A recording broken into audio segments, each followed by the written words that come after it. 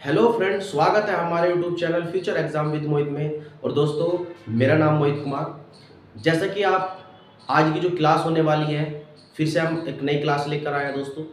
और ये क्लास आपके लिए वैदिक सभ्यता की होने वाली है। अब चाहे आप किसी भी एग्ज़ाम की तैयारी कर रहे हो, चाहे आप यूपी ट्रिपल एससी पैट की तैयारी कर रहे हो दोस्तों, चाहे आप एसएसजीडी की तैयारी कर रहे हो, या यूपी पुलिस की तैयारी कर रहे हो, या फिर दिल्ली पुलिस की तैयारी कर रहे हो, ऑल ओवर एग्जाम के लिए वेरी मोस्ट इंपॉर्टेंट क्लास होने वाली है। तो चलिए आज की क्लास शुरू करते हैं दोस्तों। आज की क्लास है वैदिक सभ्यता। दोस्तों, अगर हम वैदिक सभ्यता की बात करते हैं तो इसका जो कालखंड होता है वो 1500 ईसा पूर्व से 600 ईसा पूर्व तक माना जाता है। देखिए दोस्तों, हड़प्पा सभ्यता यानी सिंधु घाटी सभ्यता के बाद वैदिक सभ्यता का ही प्रचलन होता है, या वैदिक सभ्यता का ही विकास हुआ। और यह आर्य सभ्यता या फिर दोस्तों वैदिक सभ्यता कहते हैं इसी को ही। और यहाँ पर वैदिक सभ्यता के अंदर आप आर्य लोगों का या आर्य लोगों के बारे में ज़्यादा समझेंगे दोस्तों।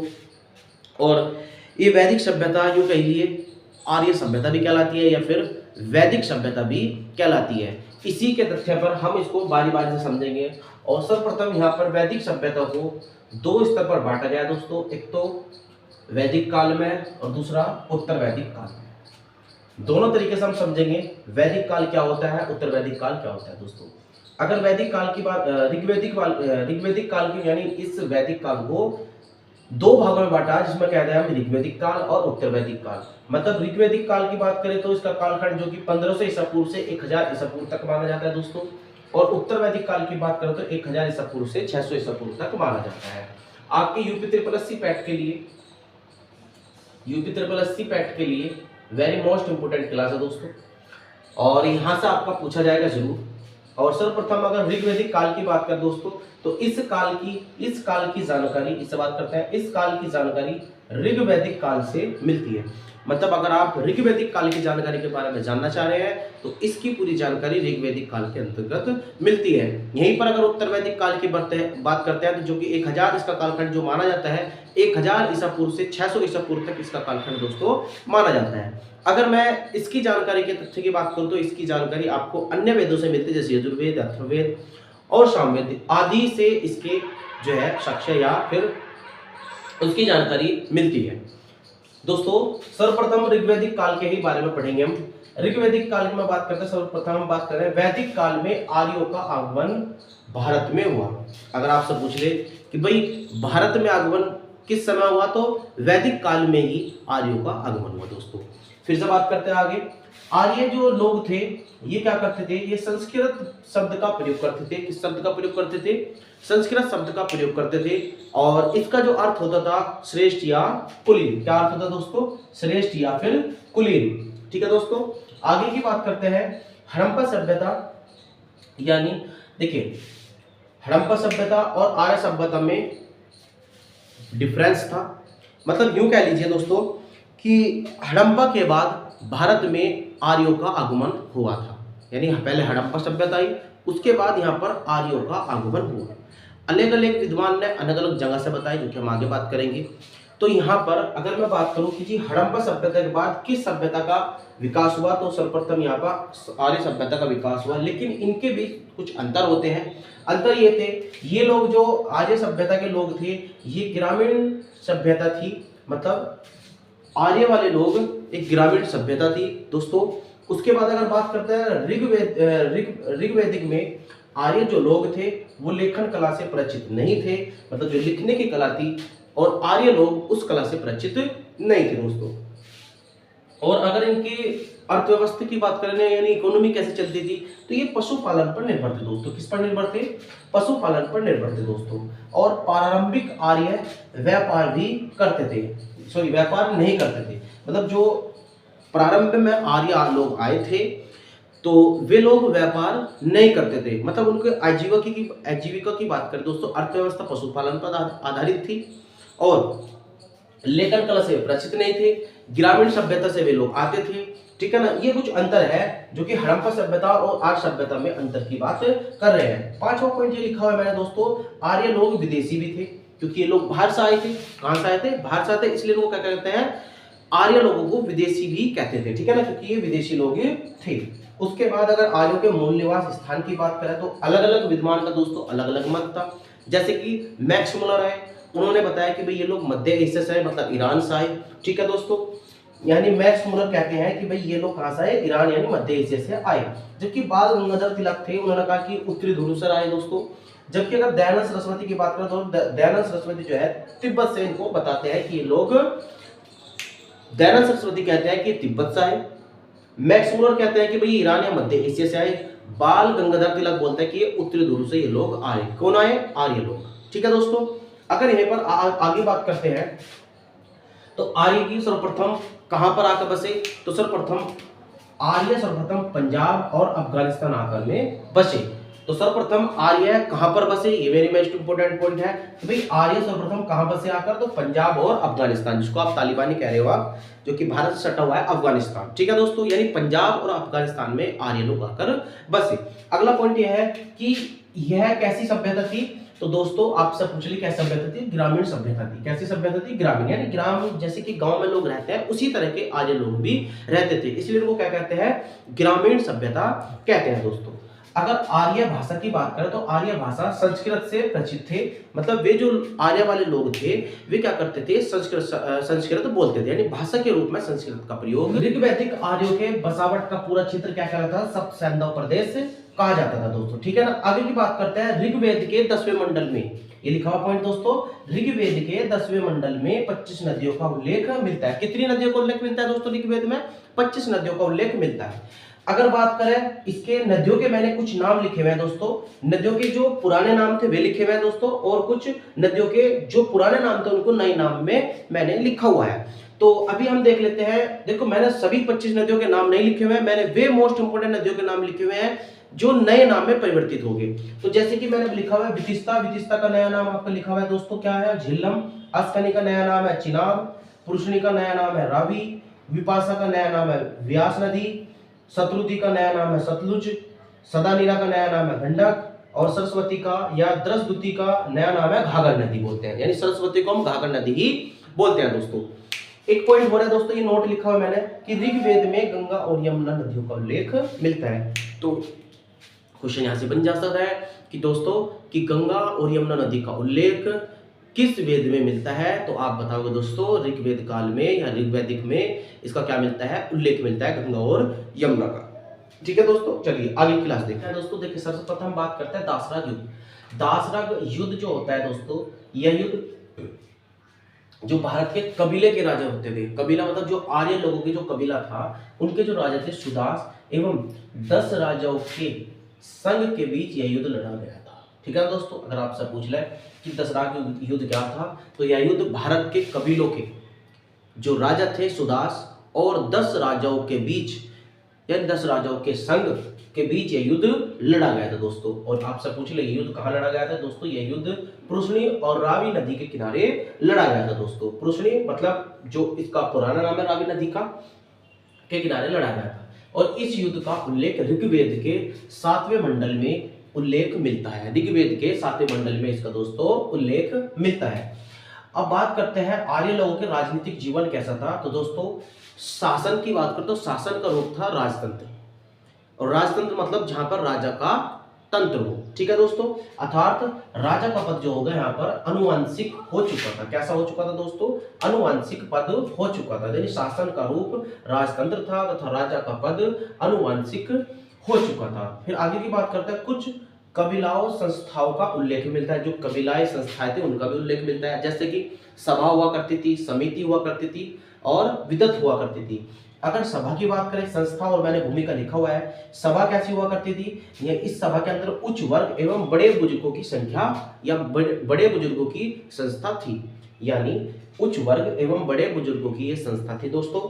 आगे बात करते हैं समिति। समिति क्या होती है, इसमें आम जनता की संस्था थी जिसमें आम लोग बैठा करते थे। मतलब ये उच्च वर्ग में और बड़े बुजुर्ग जो थोड़े से ओवर एज लोग होते हैं या उच्च वर्ग के लोग होते हैं वे सभा के अंदर बैठते थे। और समिति जो संस्था थी उसमें आम जनता की संस्था थी दोस्तों। और विदत की बात करें दोस्तों, विदत क्या होती है, विद्वानों की संस्था थी। विदत मतलब विद्वानों की संस्था थी।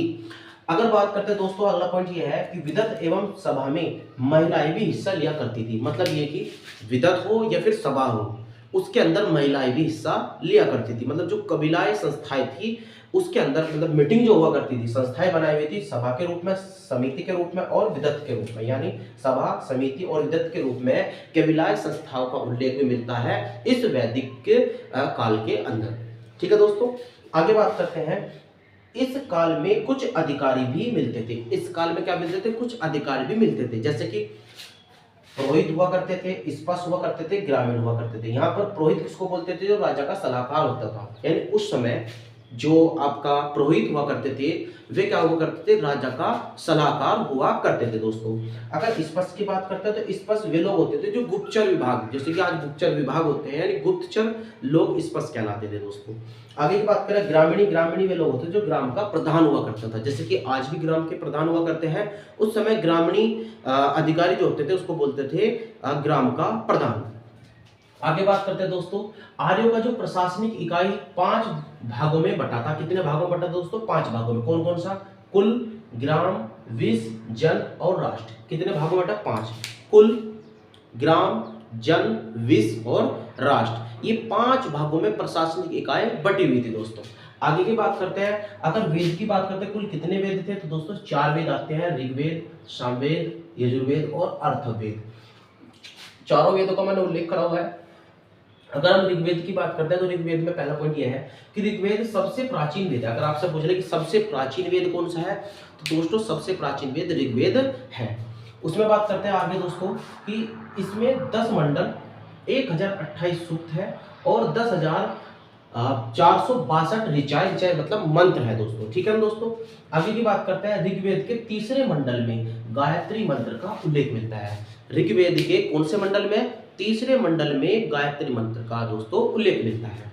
आगे बात करते हैं, ये सारे इंपोर्टेंट फैक्ट मैंने डाले हुए हैं। ऋग्वेद में स्तोत्र और प्रार्थनाओं का संचय भी है। स्तोत्र और प्रार्थनाओं का संचय भी है। ऋग्वेद में कुल मंत्रों की संख्या की बात करें तो टोटल जो मंत्र है वो 10,580 है। क्लियर दोस्तों। इसमें 118 मंत्र दोहराए गए हैं, यानी पढ़े गए हैं। और मूल मंत्रों की संख्या थी दोस्तों कितनी? 10,462। अगर आपसे पूछ ले कि मूल मंत्रों की संख्या कितनी थी, जो कि ऋचाएं मैंने लिखवाई थी 10,462 थी। लेकिन अगर ऋग्वेद में कुल मंत्रों की संख्या पूछ ले, टोटल मंत्र कितने अब तक, तो कितने? 10,580 मंत्र दोस्तों। बात करते हैं यहाँ पर यजुर्वेद की। यजुर्वेद में यज्ञों का नियम मिलता है। किसका नियम मिलता है दोस्तों? यज्ञों का नियम, यानी यज्ञ, जो यज्ञ होते हैं उनका नियम मिलते हैं इसके अंदर। यज्ञ और साथ में विधि विधान का संकलन भी मिलता है। इसमें बलिदान विधि का वर्णन भी है।